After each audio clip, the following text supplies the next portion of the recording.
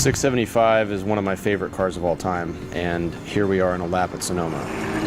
Ready, set, go!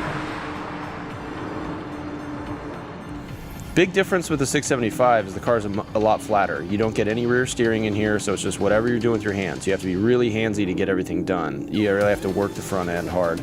But the car has a lot more confidence going through the fast stuff because it's flatter, especially turn 1. Turn 3 is really fast because you can just really see the whole thing. The visibility is great. You sit super low in the seat.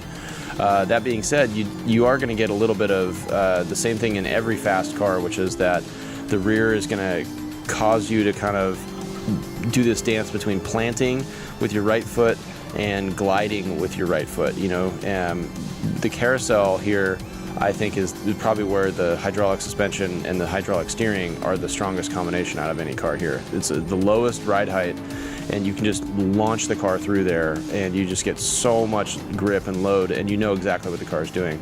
On the brakes, I would say when you get all the way down in there, you can brake a little bit deeper than you can in the GT3, but the big thing is powering out. You have to be really light on your foot, because if you hammer it, the car will pitch sideways here. I am driving with some TC on with ESC Dynamic because I don't want to wad Rich's car up into a tire wall, but the S's through here is awesome. When you turn in, you turn in and put a little bit of brake on after the turn in on the first S to get the car to rotate and kind of squat at the same time.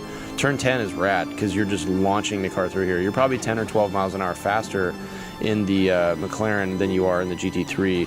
But through here, the car works a little bit harder and it pushes. I can't really get down to the apex as easily in the LT as I can in the RS because I don't have the rear steering. The power coming out is great of every exit, but I still feel like there was more in the tank, and I kind of, you know, I probably could have done maybe another second faster in the LT. I have mechanical sympathy for these cars.